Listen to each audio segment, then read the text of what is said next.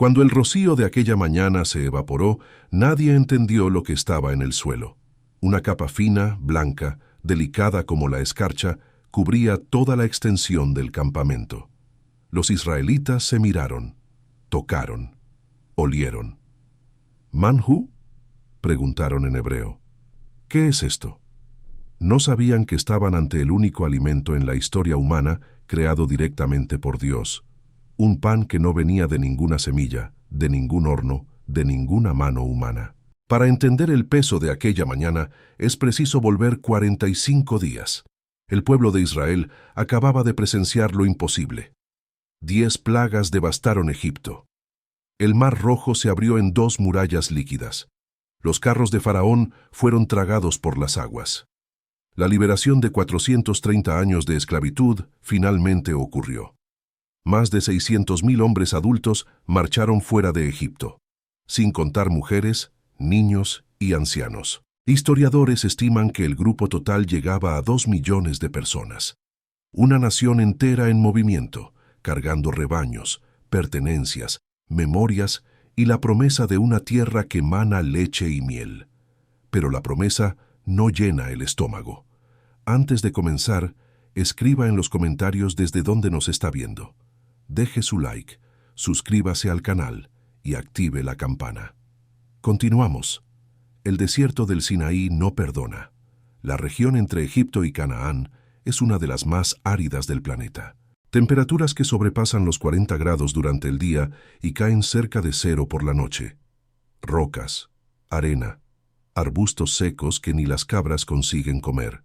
Ningún campo de trigo, ningún río con peces, ningún árbol frutal por kilómetros. El escenario era tan hostil que incluso las caravanas de mercaderes atravesaban la región a máxima velocidad, cargando toda el agua y comida que necesitarían. Tenían camellos, rutas mapeadas y grupos pequeños. Los israelitas tenían 2 millones de bocas, rebaños que también necesitaban comer, y ningún mapa más allá de la nube que los guiaba. La matemática era brutal. Un adulto necesita aproximadamente medio kilo de alimento por día para sobrevivir en condiciones normales. En el desierto, con el esfuerzo físico de la caminata y el calor extremo, esa necesidad aumenta. Multiplique eso por 2 millones de personas. El resultado es aterrador. Cerca de 1 millón de kilos de comida por día. 1.000 toneladas. Cada santo día. Sin supermercado, sin plantación, sin milagro logístico humano que fuera suficiente. Y fue exactamente en ese punto donde el pueblo se quebró. El libro de Éxodo, capítulo 16, registra el momento. Los israelitas comenzaron a murmurar contra Moisés y Aarón.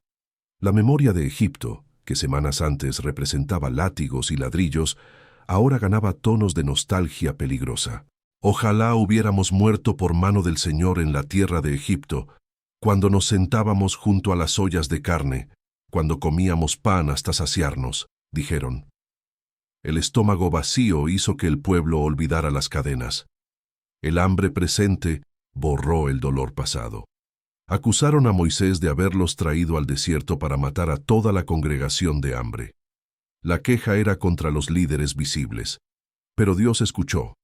La respuesta vino directa. El Señor habló a Moisés. He aquí yo os haré llover pan del cielo. No era una metáfora, no era una figura retórica, era un anuncio literal de lo que ningún ser humano jamás había visto antes. Pan. Del cielo. Como lluvia. La instrucción continuó. El pueblo debería salir todos los días y recoger la porción de aquel día. Ni más, ni menos. Una prueba incorporada en la provisión. Dios no estaba solo alimentando, estaba enseñando. Aquella misma tarde apareció la primera señal. Codornices cubrieron el campamento. Bandadas enormes de aves que migraban por la región se posaron exhaustas entre las tiendas, fáciles de capturar. El pueblo comió carne aquella noche, pero la codorniz era solo el aperitivo. El plato principal vendría con el amanecer. Y entonces llegó la mañana. El rocío cubrió el suelo alrededor de todo el campamento. Cuando se evaporó con el sol naciente, reveló algo que nadie podía identificar. Una sustancia menuda, redonda, fina como escamas, blanca como semilla de culantro, esparcida por el suelo como si alguien hubiera tamizado harina sobre toda la tierra. Los israelitas se aproximaron, tocaron, se miraron unos a otros en confusión. Manjú, la expresión hebrea que significaba ¿qué es esto?, quedó grabada para siempre. De aquel asombro nació el nombre maná. Moisés explicó: «Este es el pan que el Señor os da para comer». Las reglas eran precisas. Cada persona debía recoger un gomer por día. Un gomer equivalía a aproximadamente 2 litros, lo suficiente para las comidas de un adulto durante 24 horas. No importaba si alguien recogía más o menos. Cuando medían en casa, quien había recogido mucho no tenía sobra, y quien había recogido poco no tenía falta. El texto bíblico registra este detalle como un milagro dentro del milagro. La porción se ajustaba misteriosamente a la necesidad real de cada uno. La segunda regla era aún más desafiante. Nadie debía guardar maná para el día siguiente. Nada de almacenar, nada de hacer reservas, nada de garantizar el mañana con el excedente de hoy. Algunos no obedecieron. Guardaron porciones escondidas en sus tiendas, pensando en tener seguridad extra. A la mañana siguiente, el maná guardado estaba podrido, lleno de gusanos, con un olor insoportable. La provisión divina tenía un plazo de validez de exactamente un día. Ningún sistema de conservación funcionaba, ninguna técnica egipcia de almacenamiento servía. El maná exigía confianza diaria, pero había una excepción. En el 6º día de la semana, la instrucción cambiaba. El pueblo debía recoger una porción doble, 2 gomeres por persona. El sábado era día de descanso completo y ningún maná caería aquel día. Dios estaba instituyendo el ritmo del Shabbat a través del propio alimento. Y aquí ocurría otro fenómeno inexplicable. El maná recogido el viernes no se pudría durante la noche. Permanecía fresco y comestible el sábado. La misma sustancia que criaba gusanos en horas cuando se guardaba en días comunes, se preservaba perfectamente cuando la guarda era autorizada. El mismo maná, el mismo clima, el mismo desierto, pero resultado diferente según la obediencia. Algunos no creyeron. Salieron el sábado para recoger. Encontraron el suelo vacío. Dios habló a Moisés con un tono que el texto deja traslucir como reprensión. ¿Hasta cuándo rechazaréis guardar mis mandamientos y mis leyes? El maná no era solo comida, era una lección. Era la formación de un pueblo que necesitaba aprender a confiar, obedecer y descansar. Cada mañana traía una nueva prueba. Cada gomer medía no solo granos, sino fe. La descripción física del maná aparece en diferentes momentos del texto bíblico, creando un retrato más completo. Era blanco, del tamaño de semilla de culantro, con apariencia de bedelio, una resina aromática translúcida conocida en la antigüedad. El sabor se describe de 2 formas. Éxodo dice que era como hojuelas con miel. Números habla de pan de aceite. Probablemente dependía de la preparación. El pueblo podía comerlo crudo, molerlo en molinos, majarlo en morteros, cocerlo en ollas o hornearlo como tortas. La versatilidad transformaba una única materia prima en múltiples comidas. Creatividad culinaria en medio de la nada. La logística celestial funcionaba con precisión militar. El maná caía durante la madrugada junto con el rocío. Cuando el sol calentaba, comenzaba a derretirse. Esto forzaba al pueblo a despertar temprano, antes del calor del desierto. La recolección debía ocurrir en las primeras horas de la mañana. Imagine la escena. 2 millones de personas saliendo de sus tiendas al amanecer, cada familia con sus recipientes, agachados recogiendo del suelo aquel alimento extraño y milagroso. El campamento israelita ocupaba un área estimada de 30 kilómetros cuadrados. El maná debía cubrir toda esa extensión, todos los días, en cantidad suficiente para cada alma presente. Y no falló ni una sola vez. Durante 40 años. 14.610 mañanas consecutivas. 2 generaciones. Nacimientos, muertes, matrimonios, conflictos, victorias, derrotas, y en cada amanecer, sin excepción, el suelo cubierto de maná. Moisés se aseguró de registrar la fidelidad absoluta de la provisión. El pueblo comió maná hasta llegar a los límites de la tierra de Canaán. No se terminó antes, no falló en el medio, no disminuyó con el tiempo. La dimensión humana de esta jornada es abrumadora. El desierto del Sinaí no fue una travesía de meses, sino de décadas. Niños que nacieron recogiendo maná, crecieron, se casaron y tuvieron hijos que también solo conocían aquel alimento. Una generación entera murió en el desierto, incluyendo casi todos los adultos que salieron de Egipto, excepto Josué y Caleb. Los que finalmente entrarían en Canaán eran los hijos, aquellos que pasaron toda la vida viendo el milagro diario repetirse. Para ellos, el maná no era extraordinario, era lo normal, y tal vez ese fuera el mayor peligro. Moisés lo sabía. En el libro de Deuteronomio capítulo 8, él hace que el pueblo recuerde: y te acordarás de todo el camino por donde te ha traído el Señor tu Dios estos 40 años en el desierto, para afligirte, para probarte, para saber lo que estaba en tu corazón. Continúa. Y te afligió, y te hizo tener hambre, y te sustentó con maná, comida que no conocías tú, ni tus padres la habían conocido, para hacerte saber que no solo de pan vivirá el hombre, mas de todo lo que sale de la boca del Señor vivirá el hombre. El propósito estaba declarado. El hambre no fue un accidente, fue una herramienta. El maná no fue solo una solución, fue una revelación. La ropa que vestían no envejeció. Sus pies no se hincharon. El texto bíblico registra estos detalles adicionales como evidencia de un cuidado completo. Dios no proveyó solo comida, sino la preservación integral de un pueblo en condiciones que deberían haberlos destruido en semanas. El desierto que mata caravanas en días sustentó a una nación por 4 décadas. En medio de esta jornada, Dios ordenó algo peculiar. Moisés instruyó a Aarón a tomar una vasija, poner un gomer de maná dentro y guardarlo ante el testimonio para las generaciones futuras.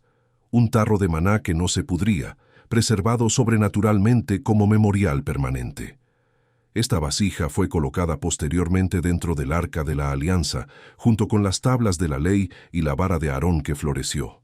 El maná que no podía ser guardado por un día ganó preservación eterna cuando Dios así lo determinó. Las reglas eran de Él, y las excepciones también. El fin del maná fue tan marcado como su inicio.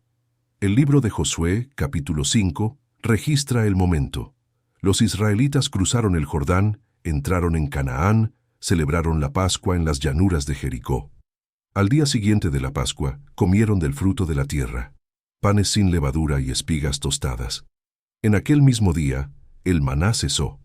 Nunca más cayó. La provisión del desierto dio lugar a la provisión de la tierra prometida. El milagro extraordinario fue sustituido por el milagro ordinario de la agricultura. Semillas que brotan, lluvias que vienen, cosechas que alimentan. Dios continuó proveyendo, pero por medios diferentes. La transición revela un principio que atraviesa toda la Escritura. El sobrenatural intenso aparece en momentos de imposibilidad humana total.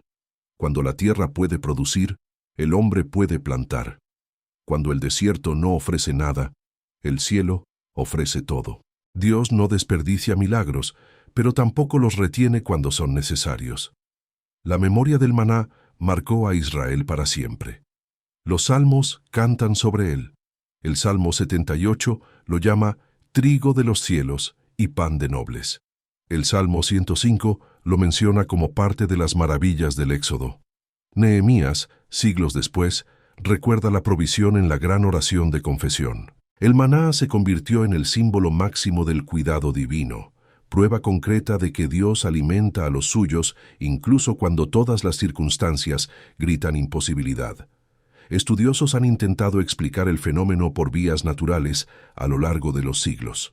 Algunos apuntan a la secreción de ciertos insectos del desierto que producen una sustancia dulce y blanquecina en arbustos de tamarisco. Otros mencionan líquenes comestibles que aparecen en regiones áridas tras ciertas condiciones climáticas. Las teorías chocan con problemas obvios. Ninguna secreción de insecto alimenta a 2 millones de personas diariamente por 40 años. Ningún líquen aparece todos los días, excepto el sábado, en cantidad precisamente suficiente para cada familia, con validez de exactamente 24 horas, excepto cuando se autoriza lo contrario. El maná desafía la explicación natural porque no era natural. El arca de la alianza, que guardaba la vasija de maná, se perdió en algún momento de la historia de Israel. La última mención clara está en el reinado de Salomón. Tras la destrucción del templo por Nabucodonosor, en el 586 a.C., el arca desaparece de los registros. La vasija de maná se fue con ella, pero el tarro físico no era lo que importaba. El memorial estaba grabado en la historia, en la escritura, en la memoria colectiva de un pueblo que aprendió en el desierto lo que significa depender de Dios. Esa dependencia tenía fecha para transformarse en otra cosa. Durante 40 años, cada mañana, sin fallar un solo día, el maná apareció. Más de 14.000 mañanas consecutivas. Cuando los israelitas finalmente cruzaron el Jordán y pisaron Canaán, comieron de los frutos de aquella tierra, y el maná cesó. La provisión temporal cumplió su papel, pero la historia no termina allí. Siglos después, un hombre galileo miró a una multitud y dijo algo que habría hecho detenerse a cualquier israelita antiguo. «Yo soy el pan de vida. Vuestros padres comieron el maná en el desierto y murieron, pero este es el pan que desciende del cielo para que el que de él come no muera».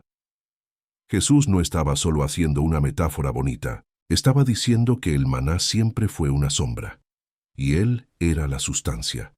El discurso está registrado en Juan, capítulo 6, y causó escándalo entre los oyentes. Muchos discípulos abandonaron a Jesús después de estas palabras. Era demasiado pesado, demasiado osado. Que alguien se comparara al milagro que definió la identidad de Israel parecía una blasfemia, hasta que entiendes quién estaba hablando.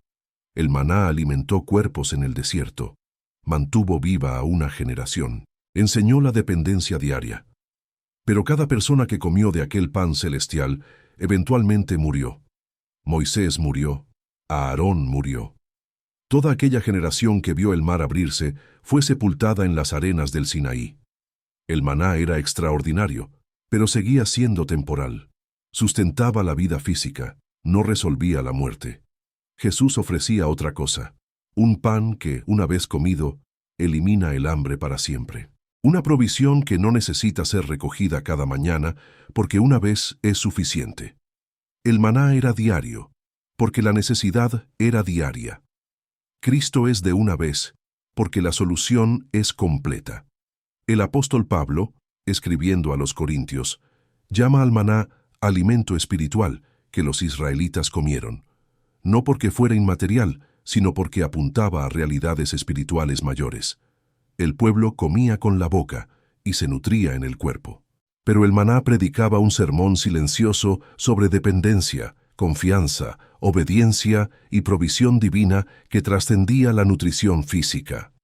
En el libro de Apocalipsis, capítulo 2, Jesús promete a los vencedores de la iglesia de Pérgamo: «Daré a comer del maná escondido». Una referencia a la vasija preservada en el arca, ahora símbolo de recompensa eterna. El maná que desapareció de la historia reaparece como promesa futura. Lo que alimentó el cuerpo en el desierto se transforma en imagen de lo que alimentará el alma en la eternidad. La jornada de 40 años en el desierto fue una escuela. Cada gomer de maná era una lección. Cada mañana de recolección, un ejercicio de fe. Cada noche sin existencias, una oportunidad de confiar en el mañana sin garantías visibles. Los israelitas murmuraron muchas veces, se quejaron, dudaron, desearon volver a Egipto, pecaron gravemente en diversas ocasiones, pero el maná continuó cayendo. La infidelidad del pueblo no interrumpió la fidelidad de Dios. El alimento venía incluso cuando el corazón vagaba. La gracia era mayor que la ingratitud. Esa tal vez sea la lección más profunda que el maná enseña. Dios no alimenta a los perfectos. Dios alimenta a los hambrientos. No espera una obediencia completa para entonces proveer. Provee para un pueblo rebelde, quejumbroso, de dura cerviz, porque el amor de él no depende del desempeño de ellos. El maná caía sobre justos e injustos de aquella nación. Todos recogían, todos comían, todos sobrevivían por la misma gracia. Y así, aquella mañana cuando el rocío se evaporó y reveló algo que nadie conocía, comenzó una historia que atravesaría milenios. Un alimento extraño en el desierto se convertiría en símbolo universal de provisión divina. Manjú, la pregunta original, resonaría a través de los siglos como recordatorio de que Dios hace cosas que no entendemos para sustentarnos de formas que no esperamos. El maná sustentó cuerpos por una generación. El pan de la vida ofrece algo que ningún alimento físico jamás consiguió: saciar el hambre que el alma carga.